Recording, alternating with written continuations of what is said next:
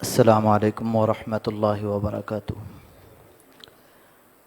الحمد للہ رب العالمین والصلاة والسلام علی نبینا الکریم، اما بعد۔ امام ابن ماجہ رحمۃ اللہ علیہ حدیث کی کتاب سنن ابن ماجہ میں یہ روایت نقل کرتے ہیں۔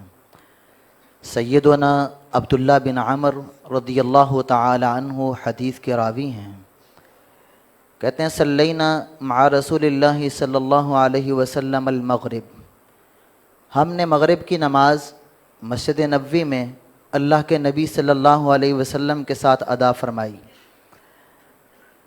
اور رجع من رجع، جو واپس جانا چاہتے تھے نماز ادا کرنے کے بعد واپس چلے گئے۔ اور روایت کے الفاظ سے معلوم ہوتا ہے کہ اللہ کے نبی صلی اللہ علیہ وسلم بھی گھر تشریف لے گئے،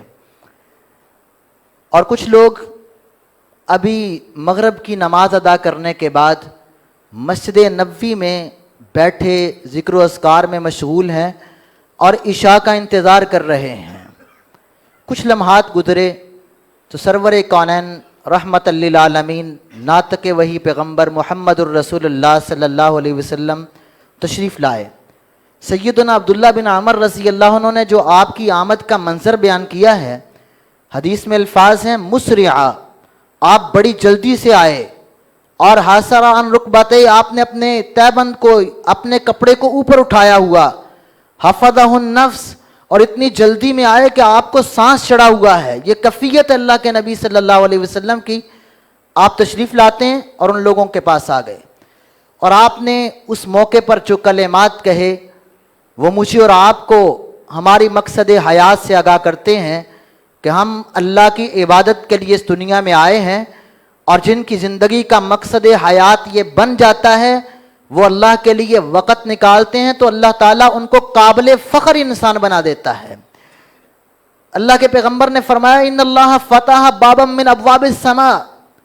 میں اس طرح جلدی میں کیوں آیا ہوں کہ اللہ تعالیٰ نے آسمان کے دروازوں میں سے ایک دروازہ کھولا ہے، اور اللہ تعالیٰ نے آسمانوں کے دروازوں میں سے ایک دروازہ کھول کر فرشتوں کو مخاطب ہو کر کہا کہ انظروا الی عبادی ھذا، میرے ان بندوں کی طرف دیکھو، قد قضوا فریضہ وہم ینتظرون اخری، یہ لوگ ایک فریضہ ادا کر چکے ہیں، مغرب کی نماز پڑھ چکے ہیں، لیکن گھروں میں نہیں پلٹے کہ ہم مسجد میں بیٹھ کے اگلی نماز کا انتظار کر رہے ہیں، اپنے وقت کو بازاروں میں، اپنے وقت کو گھر کی مشغولیتوں میں، اپنے گھر کو ویسے وقت ضائع کرنے پہ نہیں لگا دیا۔ جس کو اللہ نے وقت کی نعمت دی ہے وہ اس کی قدر کر کے، اگر وقت اس کے پاس موجود ہے تو اللہ کے گھر سے پیار کر کے ایک نماز کے بعد دوسری کا انتظار کر رہا ہے۔ اور اللہ کے پیغمبر فرماتے ہیں یباہی بکم الملائکہ، اللہ تمہیں قابل فخر انسان بنا کے اللہ تمہاری وجہ سے فرشتوں پر فخر کرتے ہیں کہ یہ کتنے اچھے انسان ہیں۔ اب یہ حدیث مبارکہ میرے اور آپ کے لیے قابل غور ہے۔ اس میں سے دو تین باتوں کی طرف آپ توجہ کریں۔ پہلی بات کہ اللہ ذوالجلال والاکرام نے اسپیشل آسمان کا دروازہ کھولا ہے، اپنے نبی کو وحی کے ذریعے آگاہ فرمایا ہے،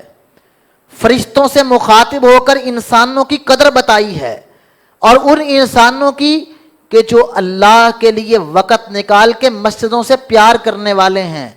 اور پھر اپنے آپ کو عبادت کے انتظار میں مصروف مسجد میں رکھتے ہیں کہ تاکہ ہم دوسرا فریضہ بھی ادا کر کے جائیں، تو اللہ ذوالجلال والاکرام ایسے لوگوں کو قابل فخر انسان بنا دیتے ہیں۔ تو میرے قابل احترام بزرگوں، بھائیوں، نوجوانوں، زندگی میں ہمیں بھی کبھی کبھی تو ایسا کر لینا چاہیے۔ ہماری زندگی بڑی مصروف ہے اور ہم نے مصروفیتیں خود بنا رکھی ہیں۔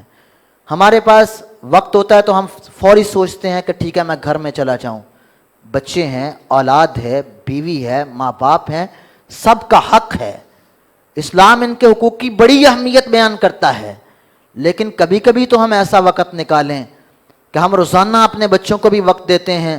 روزانہ کاروبار کو بھی وقت دیتے ہیں، روزانہ ہم زندگی کی مصروفیتوں میں مشغول ہوتے ہیں، لیکن کبھی تو ایسا ہو کہ ہم کبھی بیٹھ کر ہم اللہ کے لیے